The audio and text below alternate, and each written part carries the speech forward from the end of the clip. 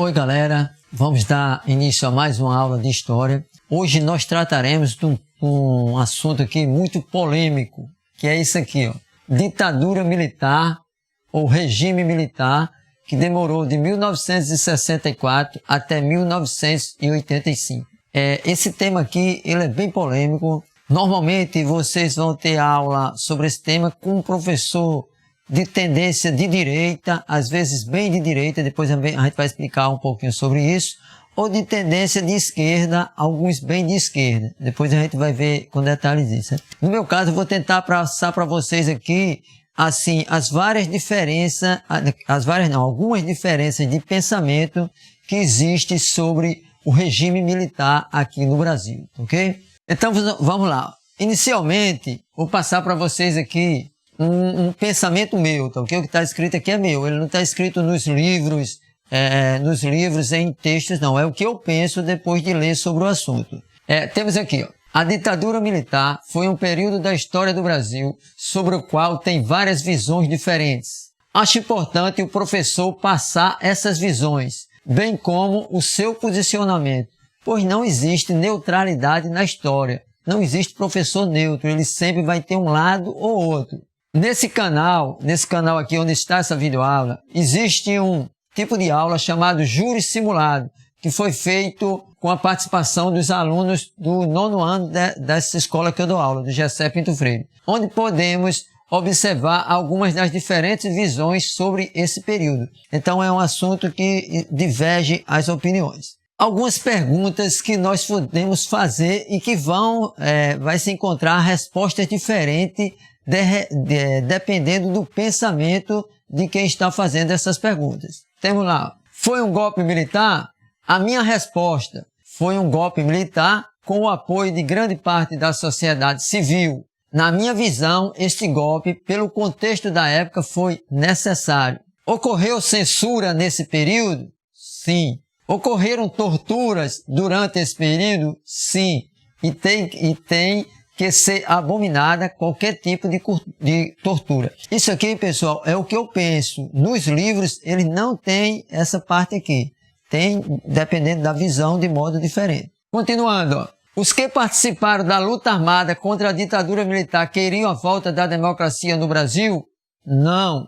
Queriam implantar um regime socialista, comunista, aqueles que participaram da luta armada. Entretanto, existiam milhões de pessoas que queriam a volta da democracia. Não eram esses que participaram da luta armada, mas tiveram vários no Brasil que queriam o fim do regime militar e a volta da democracia. Qual a melhor forma de governo? A República Democrática, ou seja, o atual sistema existente no Brasil. Claro que nessa democracia temos várias distorções, ok? Então isso aqui, você já tem uma ideia de como eu penso mais ou menos sobre esse período. Aí vamos lá. O regime militar de 1964, aqui temos uma faixa, ó, abaixo a ditadura. Veremos inicialmente aqui um pensamento sobre esse período. Brasil, ditadura militar. Neste período, o Brasil foi governado por militares que impuseram uma cruel ditadura. Os militares tomaram o poder utilizando como desculpa o avanço comunista e a subversão da sociedade.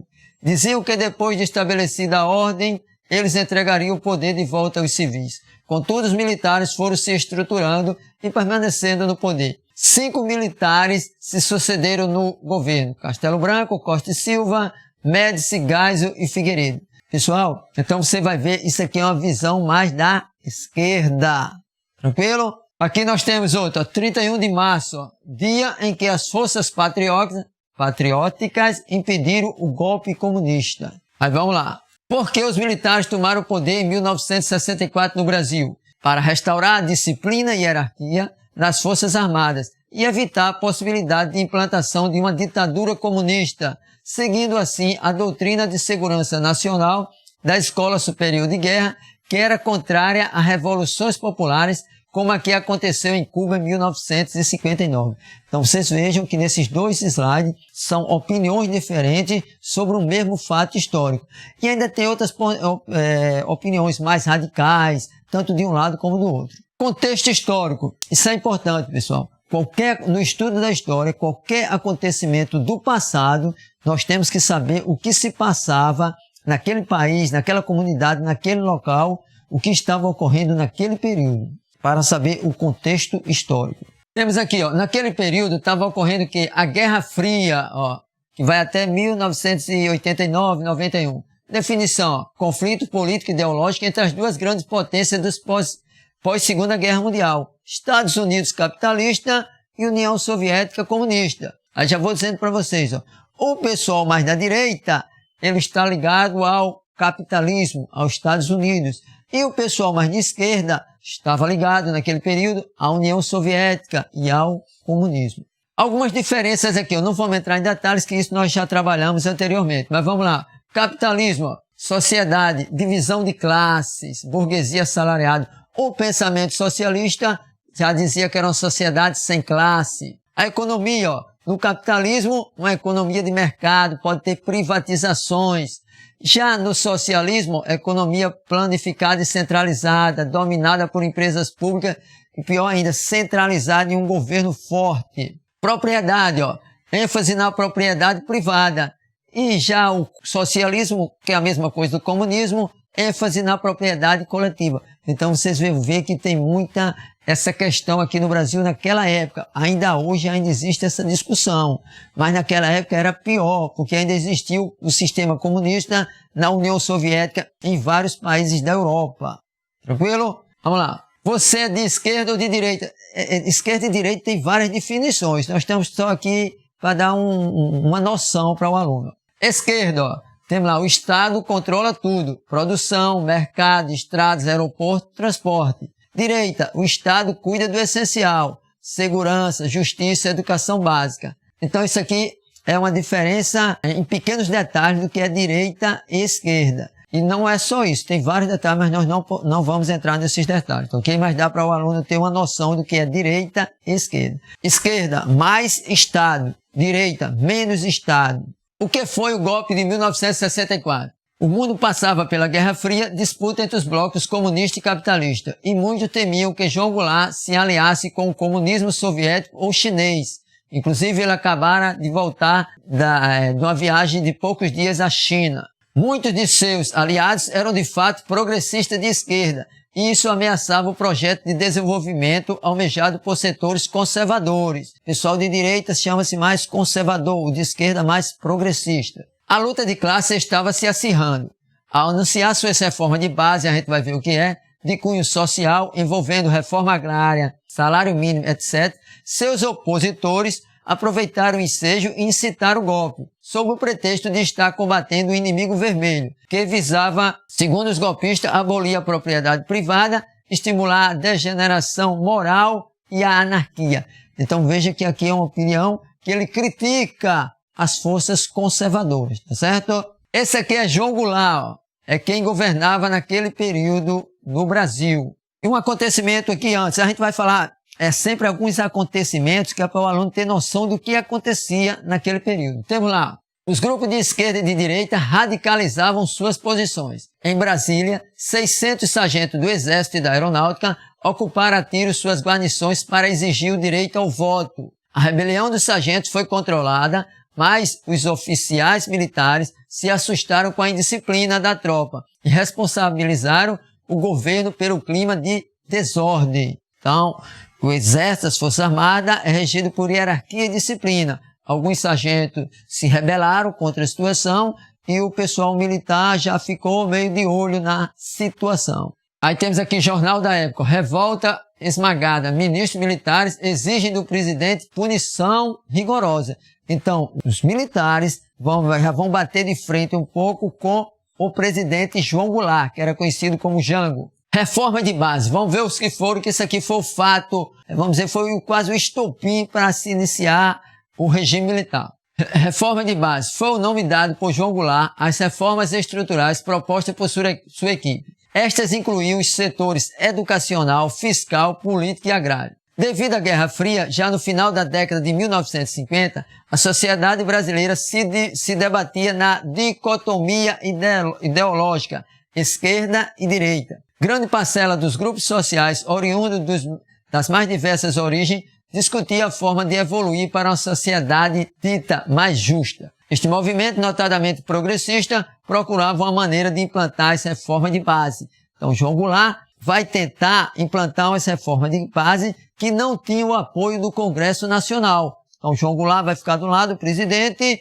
e o Congresso Nacional de outro. Sempre o aluno tendo na visão, no pensamento, que aquela época era essa disputa entre direita, capitalista, Estados Unidos, esquerda, socialista / comunista, União Soviética. A crise se precipitou no dia 13 de março em razão da realização de um grande comício em frente à Estação Central do Brasil, no Rio de Janeiro. Perante 300 mil pessoas, Jango decretou a nacionalização das refinarias privadas de petróleo e desapropriou para a reforma agrária propriedades às margens de ferrovias, rodovias e zonas de irrigação de açudes públicos. Paralelamente a tudo isso, cumpre assinalar que a economia encontrava-se extremamente desordenada. Então, João Goulart, ele vai fazer um comício e vai dizer que vai aplicar essas mudanças, essas reformas de base no seu governo, ok? O João Goulart,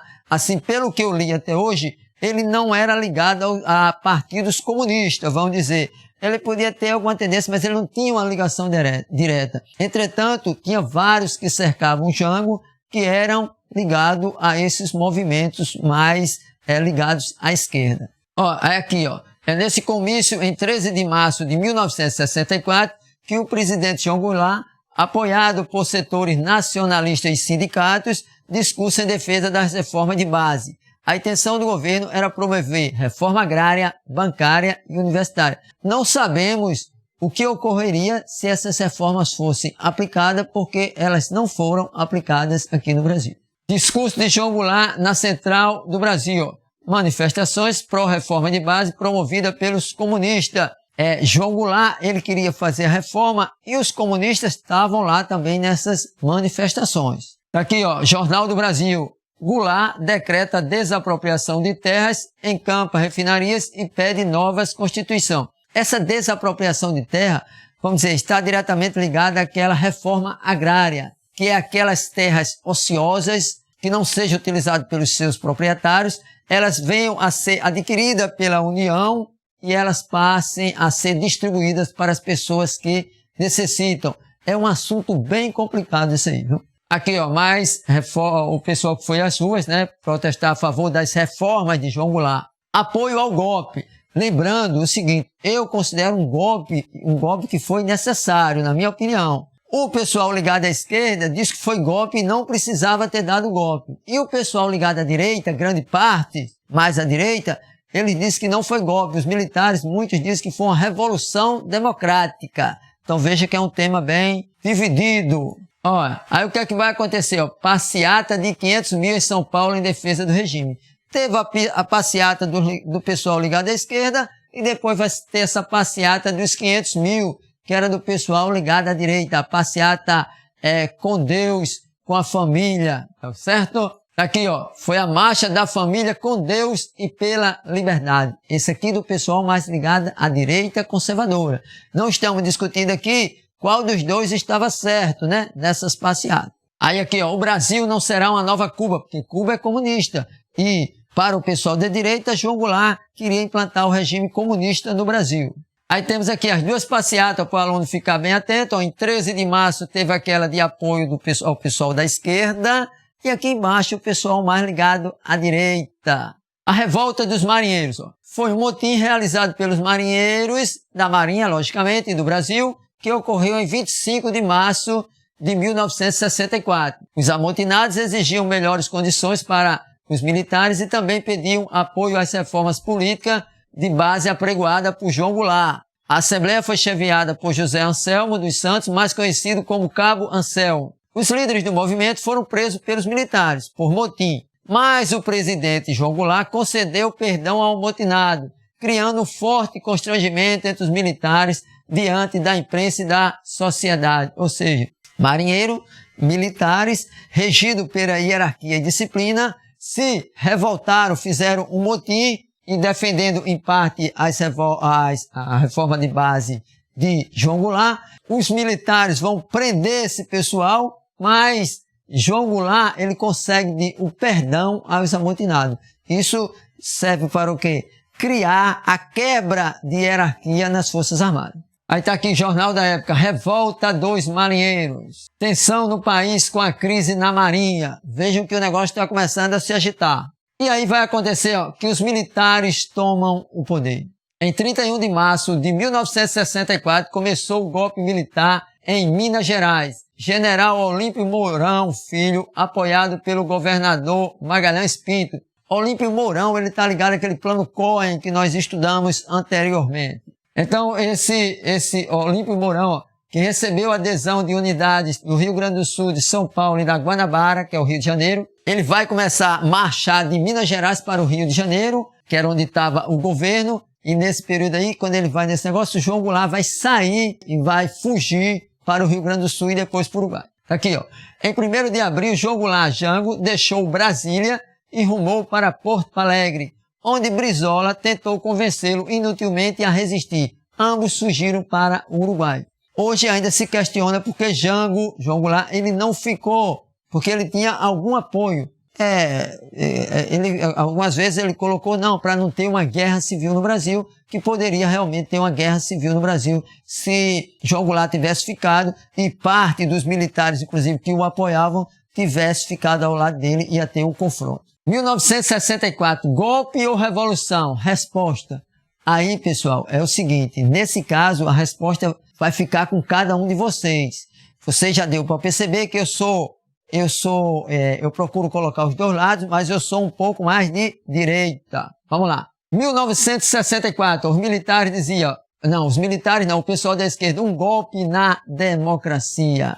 Já os militares diziam, os militares e o pessoal ligado à direita, um contragolpe militar. Dia que nossos militares impediram o avanço comunista no Brasil, comemore este dia.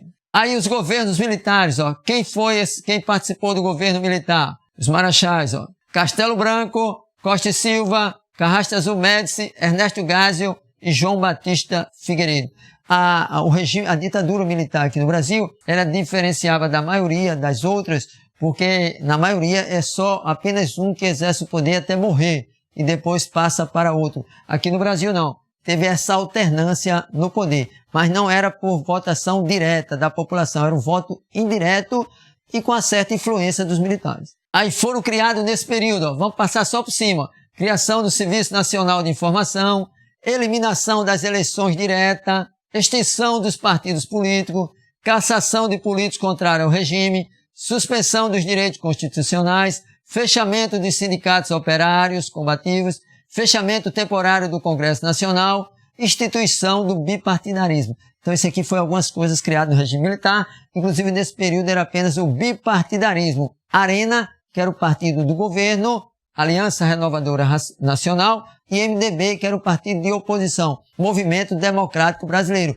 Mas era uma oposição que não poderia ser uma oposição muito grande, era uma oposição, vamos dizer, controlada. Milagre econômico. Foi realizado nesse período um milagre econômico, em determinado período do regime militar, com crescimento acelerado da economia, redução da inflação, atração de investimento externo, ampliação de empresas públicas, projeto de integração territorial, projeto energético, legitimação do período. Com frase, ninguém mais segura este país. Luta armada e outras ações. Intensificação da repressão inviabilizou o movimento de massa, mas não acabou com a luta contra a ditadura. Como a esquerda se posicionou, em grande parte, PCB, Partido Comunista Brasileiro, Revolução Pacífica, lutando através de instituições como Grêmio Estudantil, Sindicato e associações. Demais organizações de esquerda buscaram caminhos diversos. Por exemplo, o PCdoB, Partido Comunista do Brasil, e parte da Ação Popular. Opção pelo modelo chinês de revolução, guerra que se iniciaria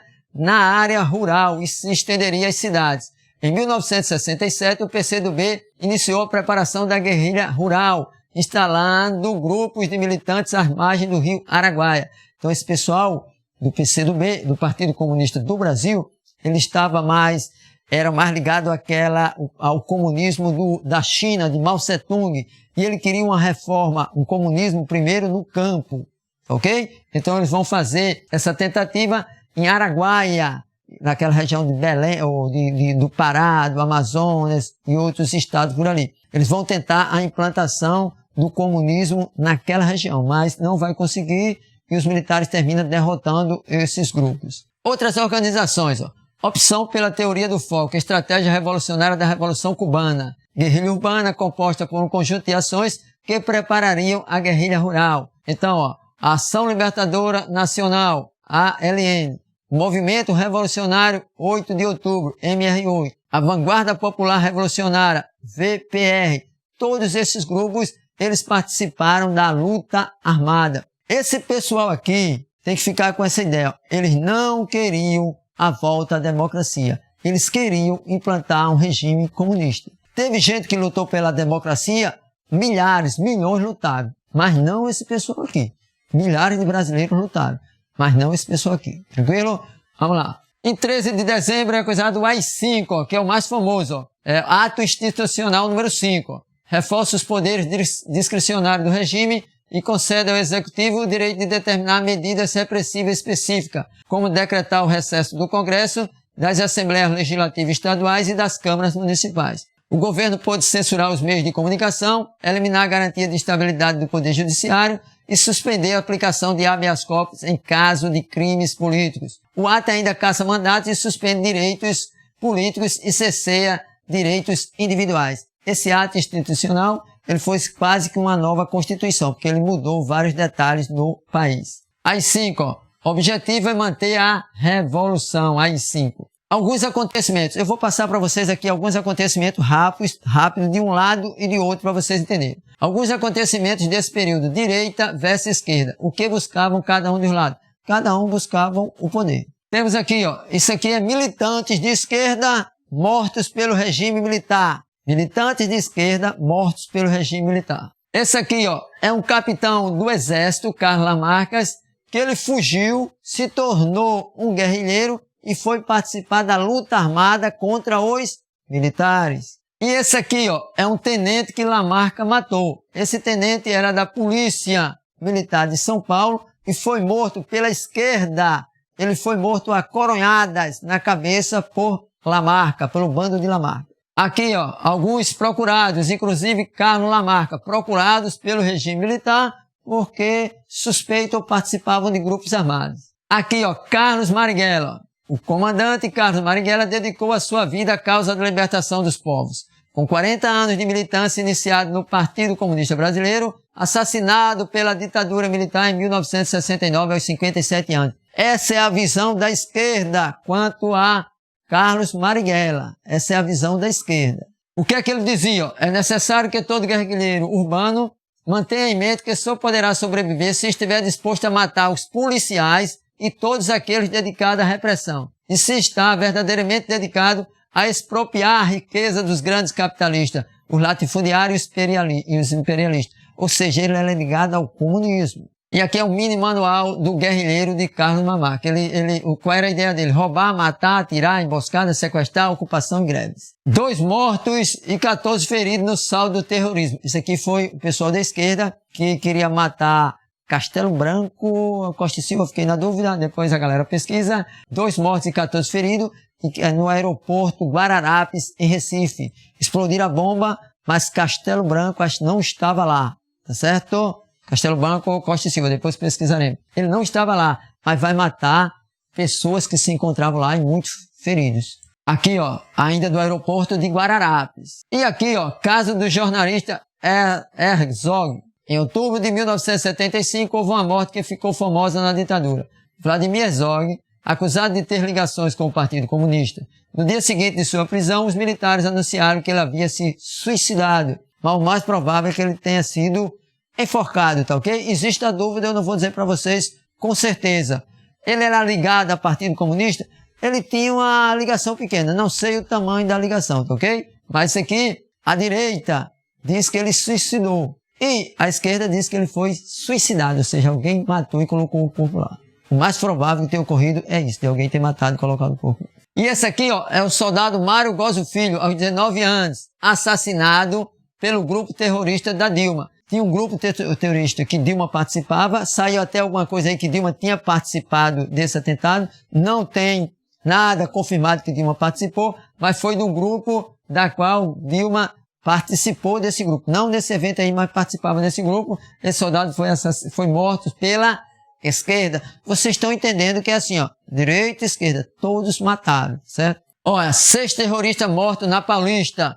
Terroristas, pessoal ligado à esquerda, mortos pelos militares. A repressão à luta armada cresce e uma severa política de censura é colocada em execução. Jornais, revistas, livros, peças de teatro, filmes, música e outras formas de expressão artística são censuradas. Então, ocorreu censura? Sim, ocorreu censura. Fato. Censura, ó. Censura proíbe pra frente Brasil. Então, censurado. Peça teatral, livro, etc. foi censurado, ok? Abertura política e anistia, ó. Em agosto de 1979, não vamos ler tudo. Em agosto de 1979 é sancionada a Lei da Anistia, que vai perdoar 4.000 presos. Não beneficiou os guerrilheiros condenados por crime de sangue. Além disso, estabelecia o perdão incondicional às pessoas que participaram dos órgãos repressivos, ou seja, aqueles que estavam do lado do regime militar, responsável por tortura e pelos assassinatos de pessoas. Com a Lei da Anistia, voltaram ao país líderes da oposição ao regime, Jânio Quadros, Darcy Ribeiro,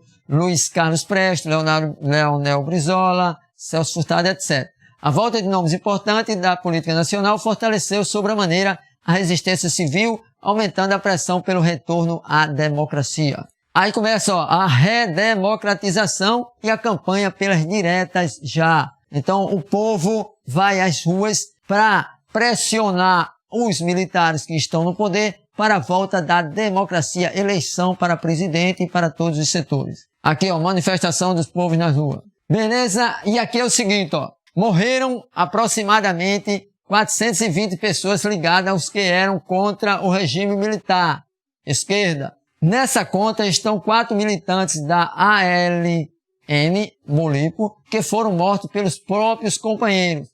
Ela também incluía os que morreram de arma na mão no Araguaia, que nós falamos lá por cima. O certo é que não deveria ter morrido uma só pessoa depois de rendida pelo Estado. Então, aconteceram excessos. Às vezes, principalmente lá no Araguaia, muitos rendidos que se renderam, eles foram mortos posteriormente, ok? Então, isso aqui realmente ocorreu, além daquela parte de mortos com o companheiro ali, que é o chamado justiçamento. Algumas pessoas que eram ligadas à esquerda, aos grupos de esquerda, que queriam se afastar, foram mortos. Isso aí tem confissões de quem participou da luta armada. O que não se diz é que o terrorismo de esquerda matou nada menos do que 119 pessoas, muitas delas sem qualquer vinculação com a luta política. Quase ninguém sabe disso. E os que participaram da luta armada não lutavam pela volta ao regime democrático, mas sim pela implantação de um regime comunista. É claro que milhares lutaram pela democracia. Aqui, minhas palavras. Como eu já me expressei no início desta aula, acho que foi um golpe com a participação de militares e civis.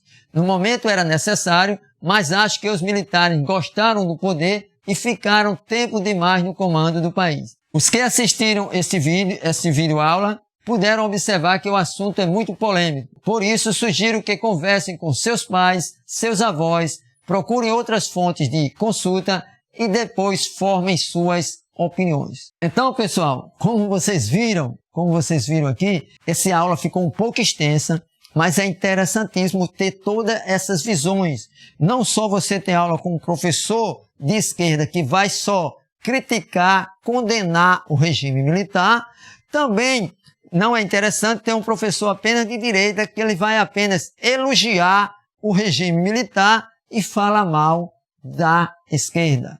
Então, eu espero que vocês tenham entendido e podem repassar esse vídeo aula para outras pessoas para acontecer o debate.